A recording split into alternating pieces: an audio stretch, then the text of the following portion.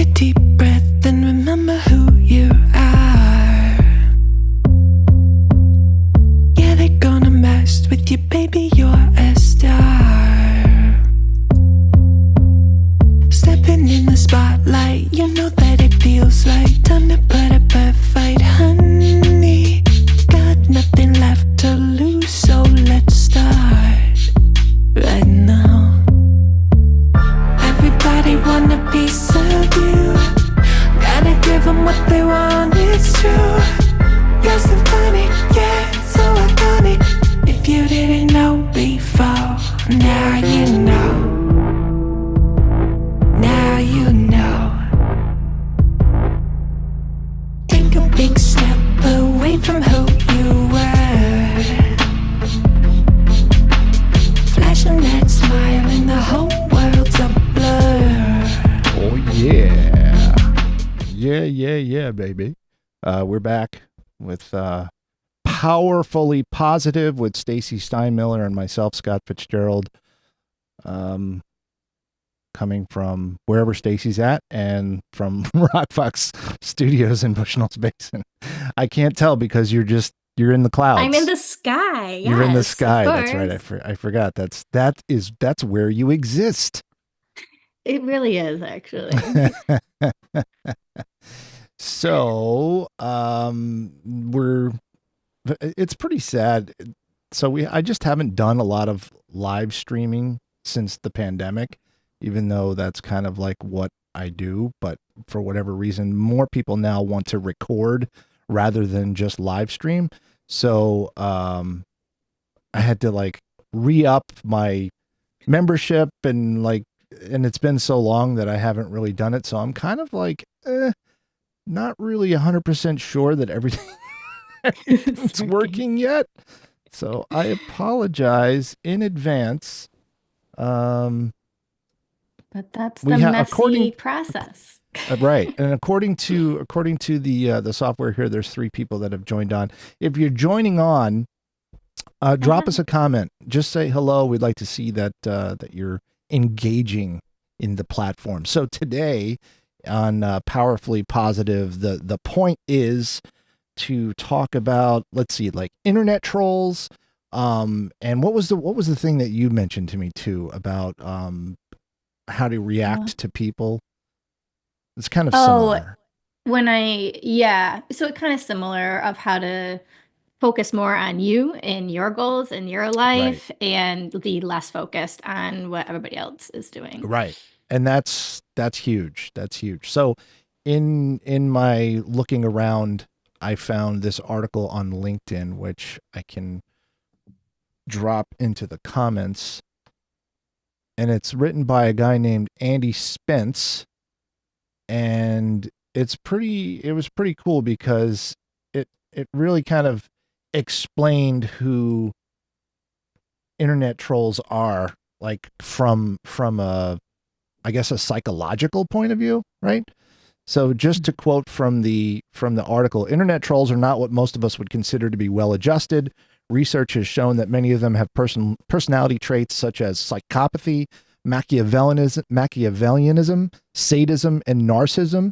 These traits make them insensitive to the feelings of others, manipulative, cruel, and self-centered.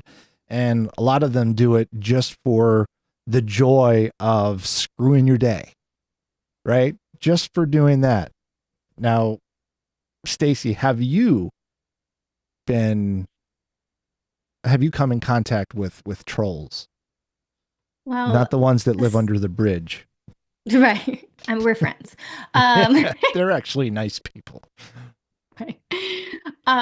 So my first experience, and I don't know if you want to call it a troll or not, I guess that's like a whole nother question, was back when I had my therapy practice. So I practice EMDR, and I put a video on my website and on YouTube explaining EMDR therapy, what it is, what to expect, and so forth. So I put that up just so my clients could know. It's me. Adam says it's me, an internet troll. See, Perfect. this is an all-inclusive broadcast. Trolls are welcome. I do tend to attract that personality. So like I'm proud about it. Yeah. Um, so anyways, I put this up and and then I kept getting all these comments. First of all, I didn't know anyone would watch it, right? And it got popular. There's over 100,000 views on this video if you go to my YouTube. Oh, And the really? majority of the comments, well, I don't know if it's a majority anymore, but for the longest time was all about my voice. Everybody made fun of my voice. They're Oh, like yeah. said it was unbearable, scratchy. They were all like diagnosing me like I had some Right. sort of disorder about my voice. And honestly, it did take me a while to put my voice back out after that. And but I do want to say, not to make this really long and we can get into is I did respond from a victim mentality instead of power because I said my my voice is something I can't change. And I was very in a victim place about it instead of I wasn't yet able to see the truth in what they were saying. I mean, I don't think their behavior was appropriate. However, if I do go back and look at it, I can see how my voice has evolved. And that is something to continue working on for me because your voice holds power, it holds transformation. And if you're going to put yourself in that role, then that is something to take responsibility to working on. So this is where it gets a little dicey of like, what's a troll, what's not, how to deal with it, and all that. Yeah. Yeah, because if you like based on, the definition in the article, these are people who are really kind of they're not right. They Right. shouldn't be interacting with typical people in the world without some sort of supervision or medication, based on the article. And it's funny because I've had my share of trolls. There's one troll who he's a Rochester troll, and he Mhm. specifically trolls the media. And I'm not gonna give his name. I'm not gonna give his blog because I don't want to. But anyway, he's out there. He's got articles and articles about pretty much every media personality. Some of them have already left the market or whatever, but just scathing, scathing, scathing. Mm. Um, and they're really ridiculous. They're not even they're pointless. It's just hate filled rants. This guy is really got a problem. And from what I understand, he actually does have some sort of a mental issue. Probably. Um, but he still is very vocal on social media and that stuff to this day.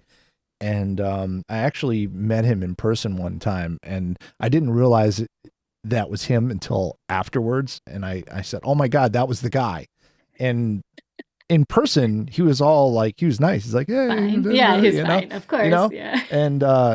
but online, forget it. The dude's crazy. He's so forceful. He's so adamant that he's right about everything, Yeah. and slinging all kinds of just like people were making fun of your voice. Like that's the kind of stuff he does. Be like, what kind of haircut is that? And who wears those kinds of earrings? And, like Yes. just coming Yeah. up, like pulling crap out of his butt just to make fun of you. Yeah.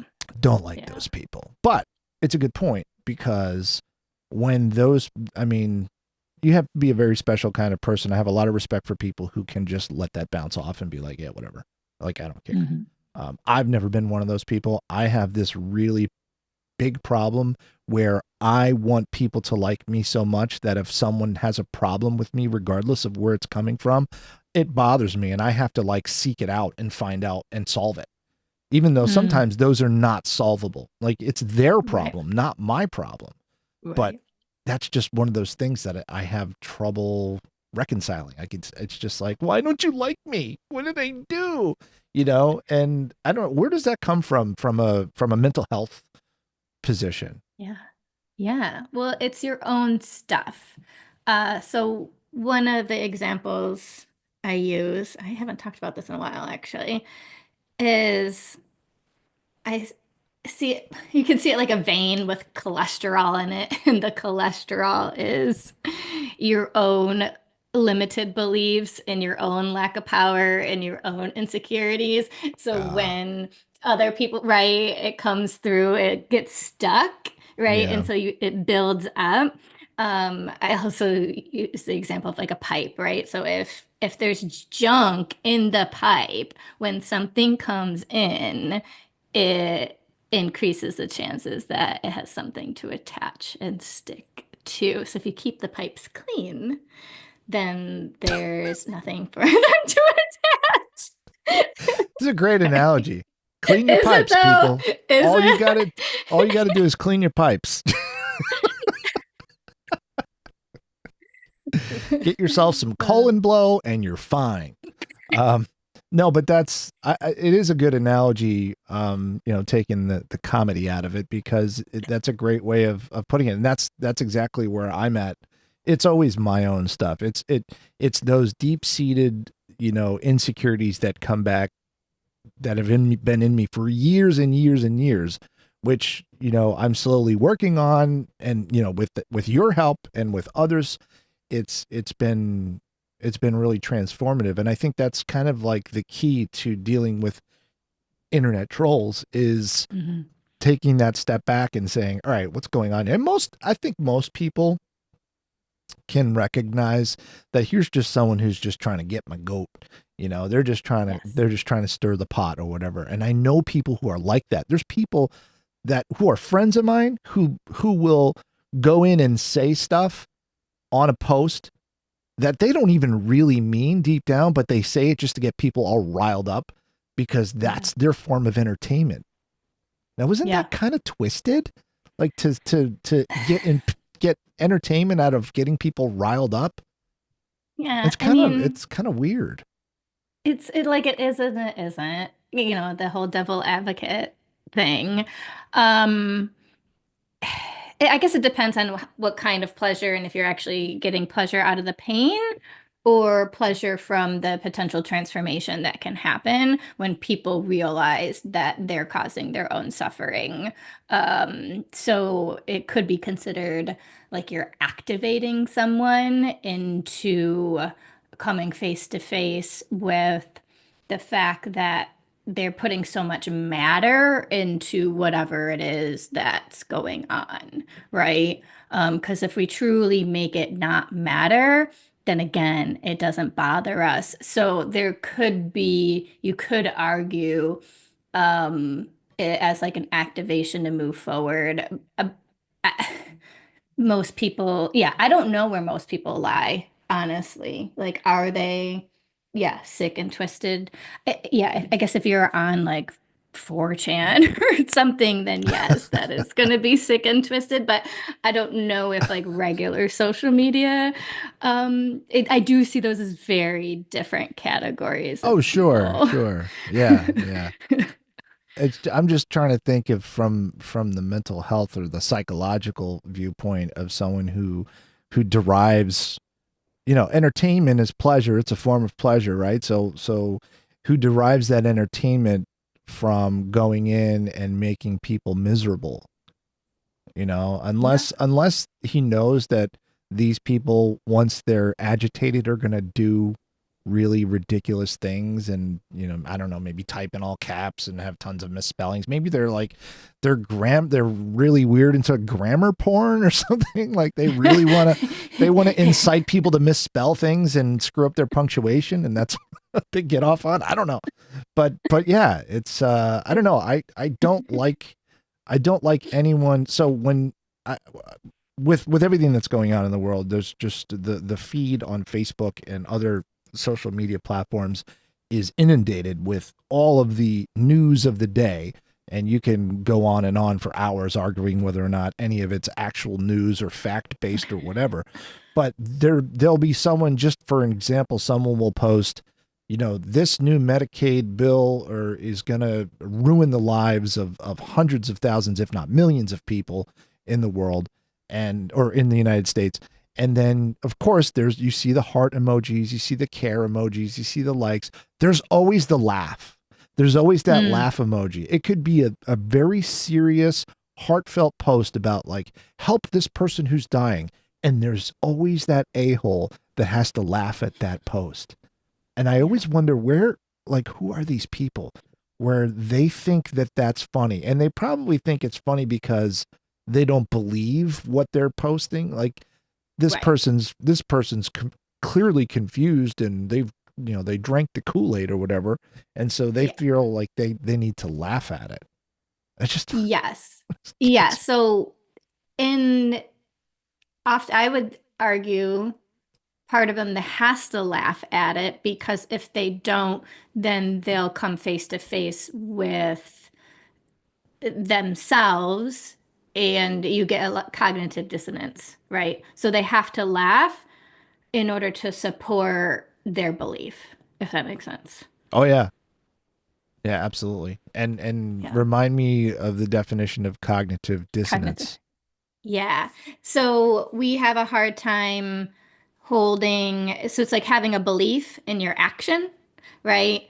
And sometimes those align if your beliefs align with your actions or they don't align, right? And it's And like people who seek out information that reinforces their opinion regardless of where it's from, like, oh, well, this guy told me that I'm right, so I must be right. And who knows who the guy is and who knows what his credentials are, right? But he says yeah. I'm right, so I'm right.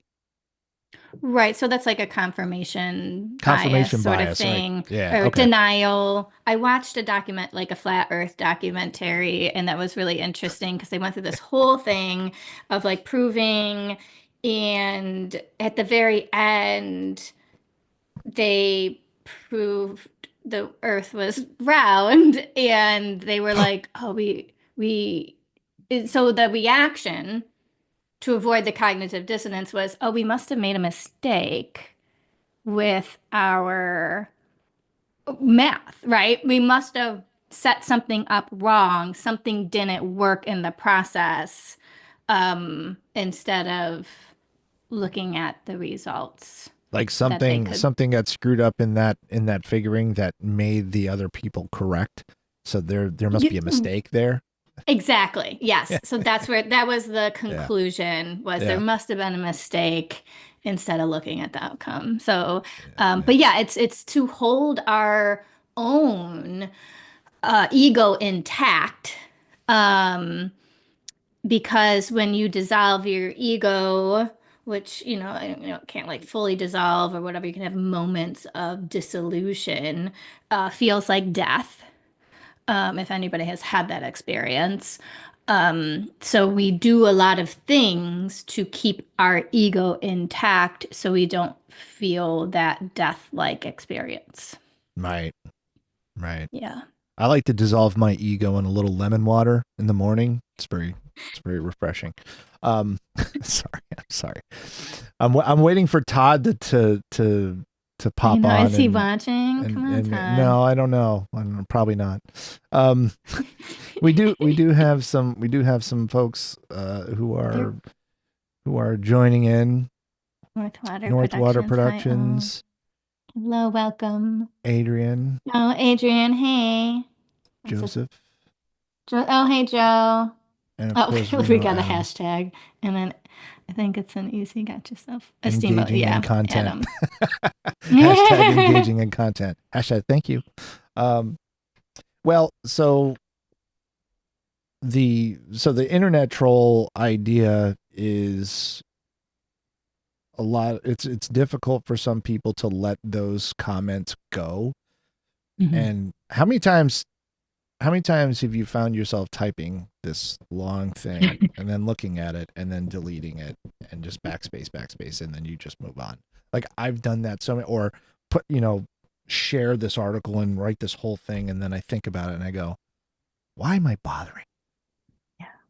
And it's I want to say that that's bad. Like I think about this, and you think about, all right, so how do things change, right? A groundswell, grassroots, you need a lot of people.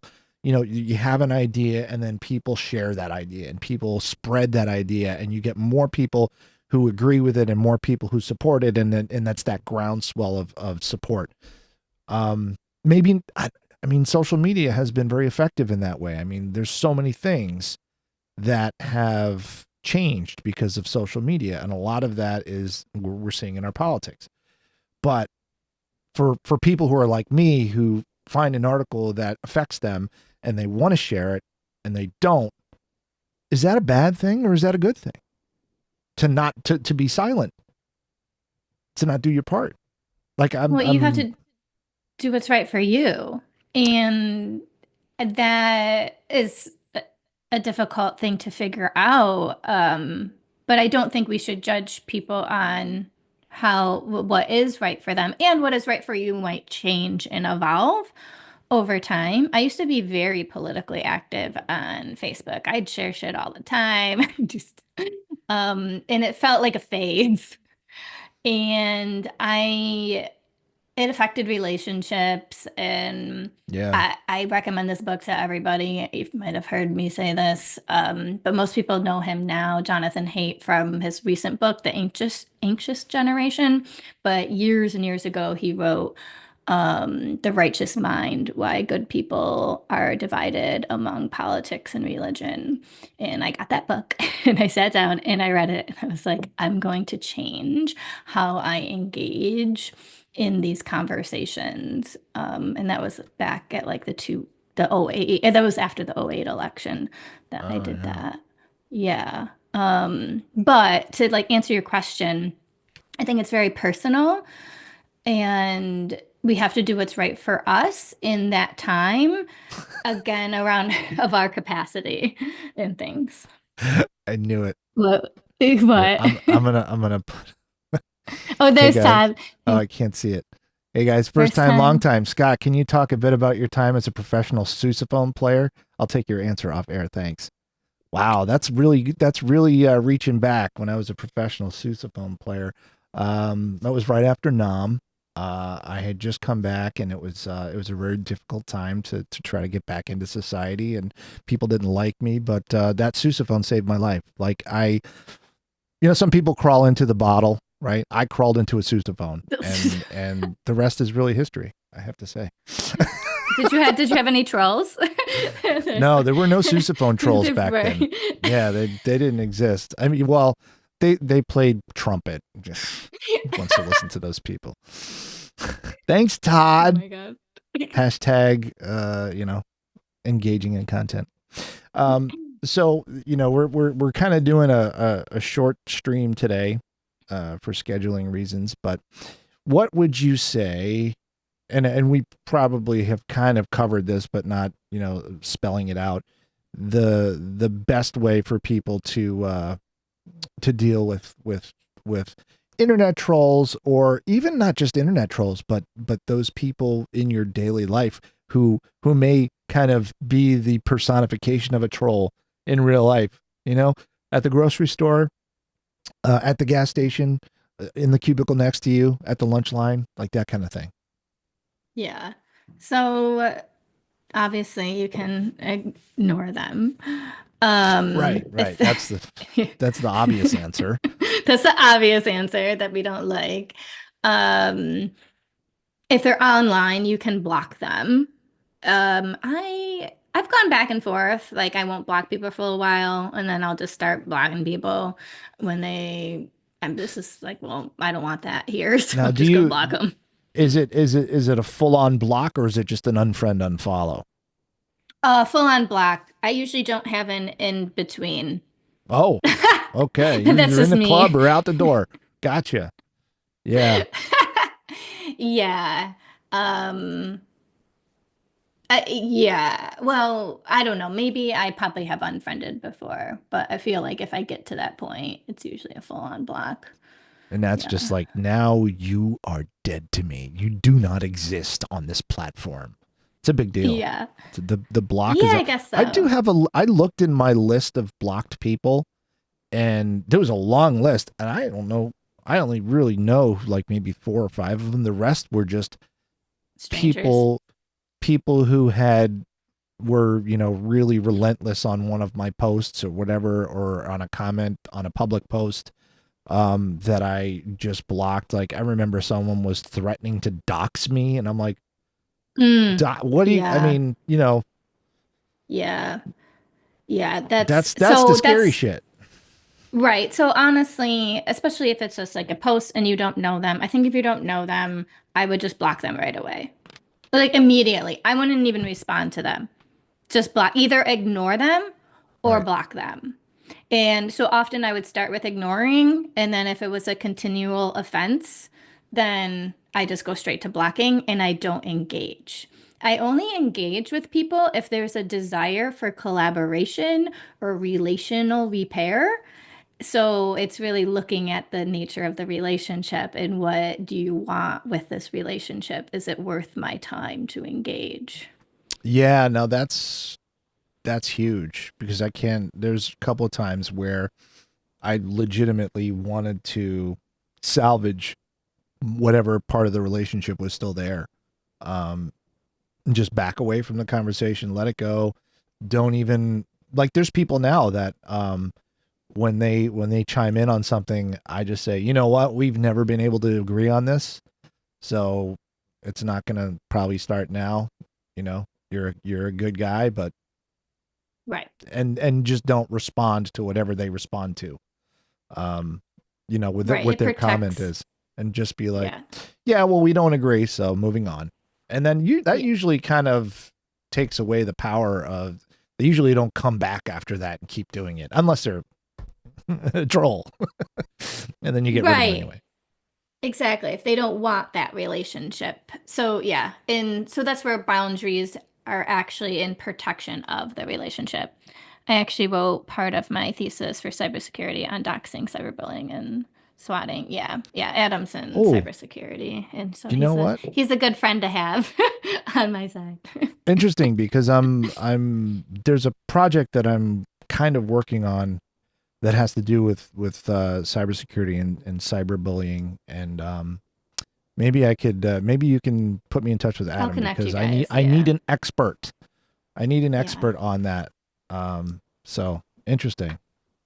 Yeah. Yeah, that is a based on I one of these days I'll be able to come out with this story that we're working on now with somebody else who's experienced some cyberbullying and that kind of thing. But man, it's some scary stuff when you have when there's someone who's really clever doing it. That's Right. horribly Yeah, frightening. there's like different categories, yeah, like being doxxed and like when your family or security, safety are at risk.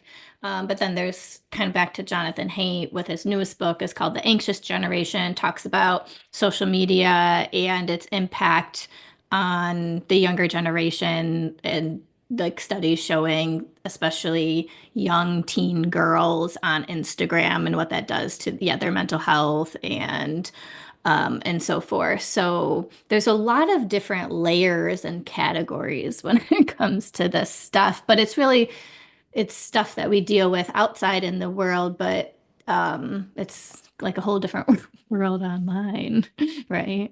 Oh yeah. And Yeah. this social media phenomenon is really addictive to a lot Yeah. of people. I mean, do they? I'm sure. I guess they have social media addiction Yep. therapy Yep. and things like that. Yeah. I mean, Yeah. they've got it for just about everything. So, because I know I was thinking about it yesterday while I was scrolling. I'm like, I find myself scrolling even though I didn't really. That wasn't what I was. I was thinking about something else, and next thing I know, I'm scrolling, and it happened without me even realizing it. It's just now Yeah. become a just a reaction, what's the word I'm looking for? When they do that and you Yeah, right. Yeah, it's like 'cause when you reflex. used to open up, right? Yeah, you open up this app and then your thumb automatically goes to this Yeah. one, and then all of a sudden you're scrolling. So, yeah, there's a lot of different things you can do. You can take your apps off your phone. I have an app that blocks my apps, but then I override my apps if you move your apps around. But these are just band-aid solutions to the deeper problem of why you're scrolling to begin with. And that's where we'll leave it because I think we should talk about that next week. All right, sounds Why good. are you scrolling to begin with? Oh boy. So anyway, Stacey, thank you so much for joining me today, and for me joining you today. I guess we're joining each other because it's not We just me. are. It's a mutual Um, joining of heart. and we will see you next week at the same time on the same platforms to talk about the same stuff, but the same stuff being being powerfully positive. That's the whole point of this, is to identify some of the things that we're dealing with, and then have Stacey just kind of throw out some steps, some simple things that we can do to fix it. They seem obvious, but a lot of people don't do them, Yeah. myself included. It's an obvious thing. Ignore the person. Walk away, right? Turn off your phone. Put your phone away. Turn off the app, whatever. It's such an obvious fix to the problem that a lot of us sort of overlook. It's almost like it's not an option. Like, well, I can't do that. I can't let that go. So, Yeah. Ego. Yeah. remember, ego dissolved in a nice little bit of tea and honey in the morning. It's perfect. Bye. See ya. Where's the music? I forgot the music. We got to do the music. It's not working. Well, that stinks. I pressed it and it didn't work. All right. Well, next week there'll be music on the way out.